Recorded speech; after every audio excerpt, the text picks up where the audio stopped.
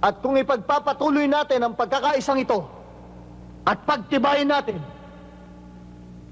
ang institusyong budong na siyang kakaibang pamamaraan natin ng kapayapaan dito,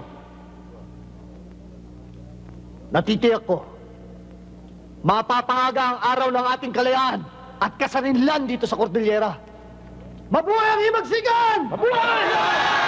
Mabuhay ang bagong hukbong Cordillera! Mabuhay! Kaya sa ordinasyon mo, tinuturuan ka na dapat handa ka mamatay anytime. Ganon. Kaya nga lang, napuna ko nung pari pa ako na imbis na ang pare ang mag-alay ng paglilingkod sa masa, yung pang masa ang naglilingkod sa mga pare. Pero dito iba. Talagang pinaglilingkuran mo masa, talagang inaalay mong buhay mo para sa kanila, at talagang pwede kang mamatay anytime. Yan ang pinakabuod ng pagkapare. Naniniwala ka ba sa Diyos? Ikaw? Bakit hindi? Dali. Taxi!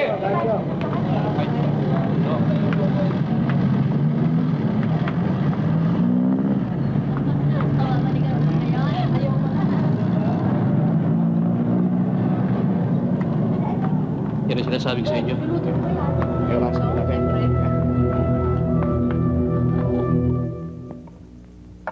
Gutom ka na ba, Rita? Si Ate Meding gutom na yata eh. Ay siya nga pala, mukhang kukulangin tayo ng mantika eh. Makabili naman oh. Ang sisipag naman ninyo. Bagay na bagay nga sa inyo maging teacher. Kaya lang, bakit Kalinga ang pinili nyo? Ang layo-layo nun. Kaya tuloy hanggang ngayon wala ka pang asawa.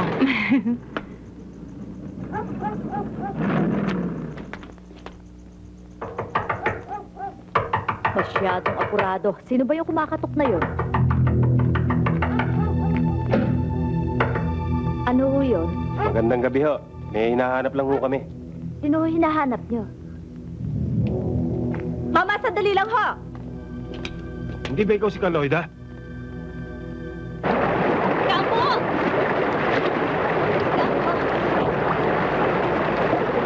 Kampo, may nangyari kay Kaloida. Kinusok kagabi.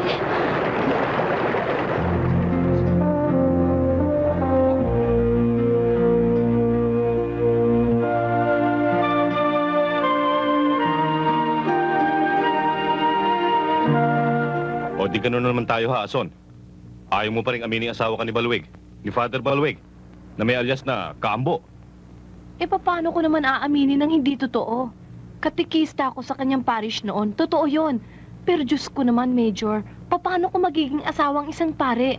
Alam mo, Son, meron kami report galing sa DTA na ikinasal kayo ng June 2, 1980. Sige na, dali na sa selde yan.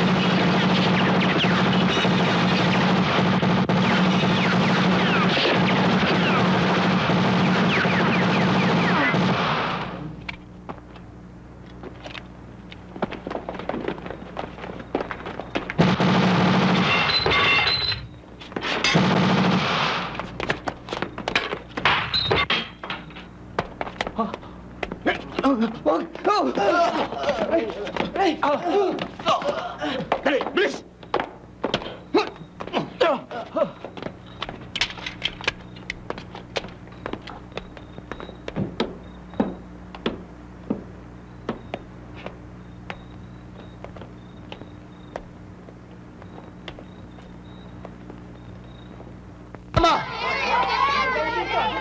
Mga kabudong na taga Sadanga, Mga taga-Cordillera, kung ipagpapatuloy natin ang pagkakaisang ito at pagtibayin natin ang institusyon ng Budong na siyang ibang pamamaraan ng ating kapayapaan dito, ang nangyaring ito ngayon sa Sadanga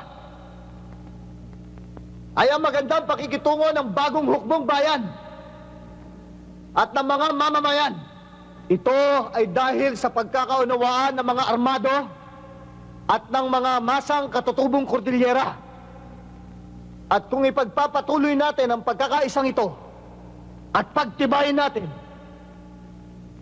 ang institusyong Budong na siyang kakaibang pamamaraan natin ng kapayapaan dito, natitiyak ko, mapapangaga ang araw ng ating kalayaan at kasarinlan dito sa Cordillera. Mabuhay ang Himagsikan! Mabuhay! Mabuhay ang bagong hukbong Cordillera! Mabuhay! Mabuhay ang Partido Komunista ng Pilipinas! Mabuhay ang Himagsikan sa Cordillera! Mabuhay! Mabuhay ang hukbo sa Cordillera! Mabuhay! Mga kaibigan, magkakaroon tayo ng tinatawag na People's Court upang dinggin at hatulan ang mga kaaway ng bayan at ng revolusyon.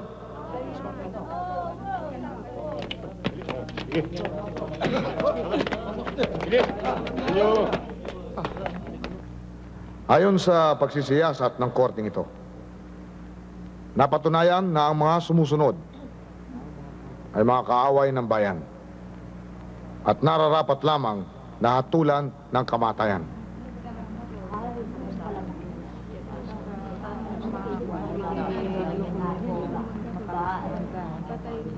Kambo, Ka George, gusto ko lang makatiyak na makatarungan at sa ikabubuti ng kilusan at himagsikan ang kalalabasan ng pulong na ito. Ngayon,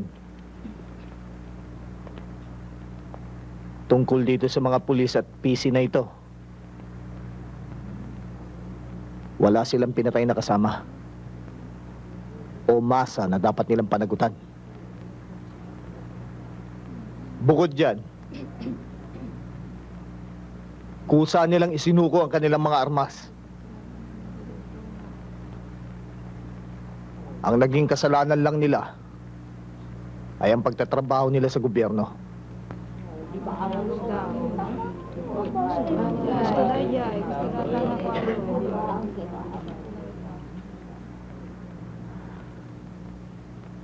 ano naman sa palagay mo, Kambo, ang dapat natin gawin? Mas mainam siguro, Ka George, kung ipamumulat natin sa kanila ang layunin ng ating himagsikan.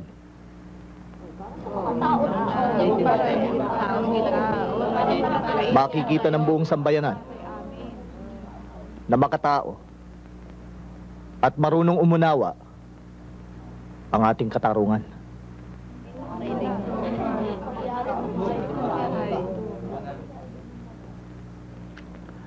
Kung gayon, hindi na natin itutuloy ang hatol na kamatayan sa mga akusado.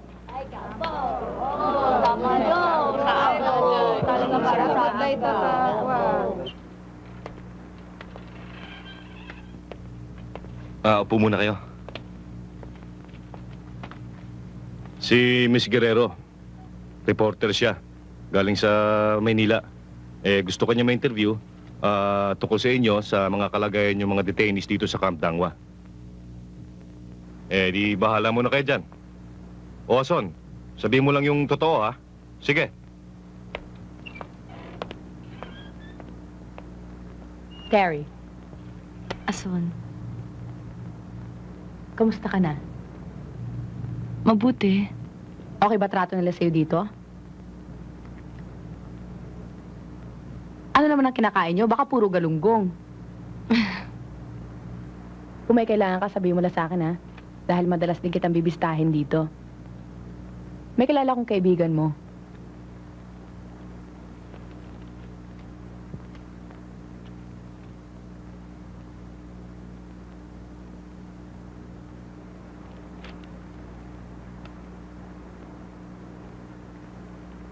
Cambo, hindi tayo nagdidesisyon tungkol sa political line ng partido. Hindi ko naman binabago ang pambansang linya ng partido Ka George. Ang sinasabi ko lang, may kaibahan ng problema ng tribal communities dito sa Cordillera sa problemang pambansa. Baka kako pwede tayong magkaroon ng ibang political line dito. Kahit na sa Cordillera ka, Ambo, hindi tayo nagdidesisyon. Para ano pa tong regional committee nyo dito kung ganyan? Maaari naman tayo magbigay ng mga suggestion, hindi ba? Maaari kaso ka ba't hindi? Ang problema, hindi naman yata suggestion yung ginagawa ni Kaambo Ang gusto niya mangyari, magtayo tayo ng political front dito na walang kinalaman sa mga tao na sa labas ng Cordillera. Baka naman nakakalimutan mo, Bok. Pilipino tayong lahat. Hindi yan ang punto ko Ka George Ang sinasabi ko, baka mas mabuti ka kung unahin natin ang problema dito sa Cordillera dahil baka itong maging magandang hakbang tungo sa paglutas ng problemang pambansa. Kambo, ang problema ng Pilipino, igurot man o tagapatag, Ang problema ng Pilipino Ka Efren ay hindi niya alam kung ano o sino siya. At hindi yan ang problema namin dito. Mula't mula pa, alam na namin kung ano at sino kami. Kaya tungkol dito sa suliraning ito, gaya ng kapayapaan, may sagot kami dyan. Ang budong. Yan ang budong na yan ang nagiging problema madalas O hindi ba madalas pagka nag-oopera sila ng mga kasama dito? Nag-aalangan sila pumatay ng kaaway. Bakit? Kasi baka ang tamaan nila ay kabudong nila. Bakit kailangan mong banatan kung pwede mong makuha sa pakiusap? Anong kukunin sa pakiusap? Yun nangyari sa Sadanga. Di ba okay yun?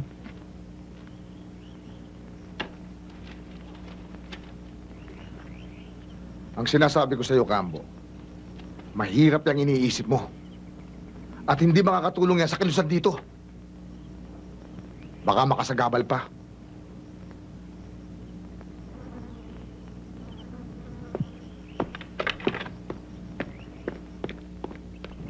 Nabasa ko ang tungkol sa Sadanga.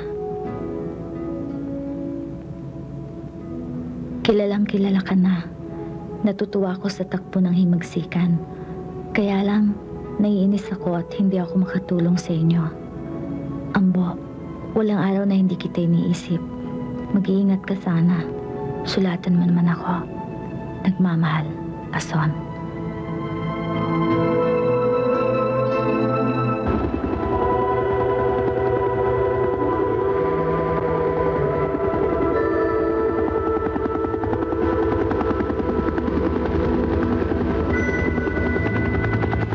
Alpha Chopper to Charlie Chopper. The area is positive. Alpha to Charlie. The area is positive.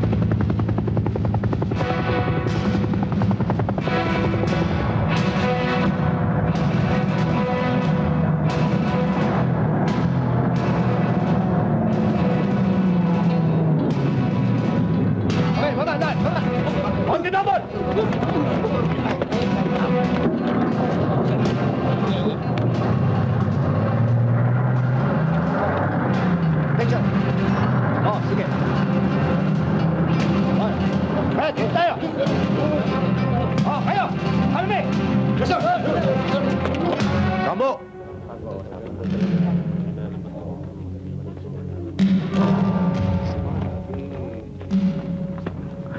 Ka George, may dumarating ng mga hapon.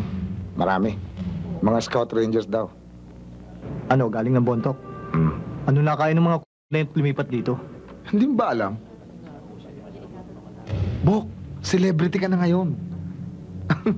Balweg, the renegade priest. The brilliant tactician of Sadanga.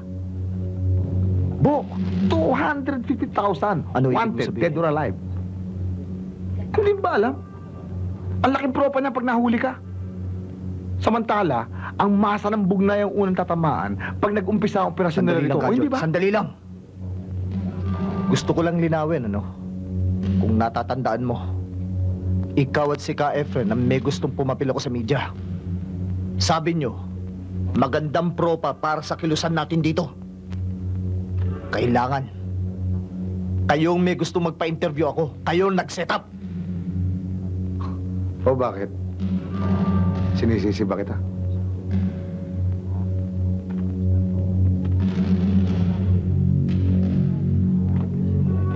Hindi naman naman kita sinisisi, ah. Kaya lang, medyo delikado panahon eh. Tsaka, siguro, dapat lumipat na tayong kampo. Masyado na marami nakakaalam ito eh. Kabadong, tawag ka ng pulong. Mga kasama, may pulong tayo. Tawagin si Kabady at si Kahil.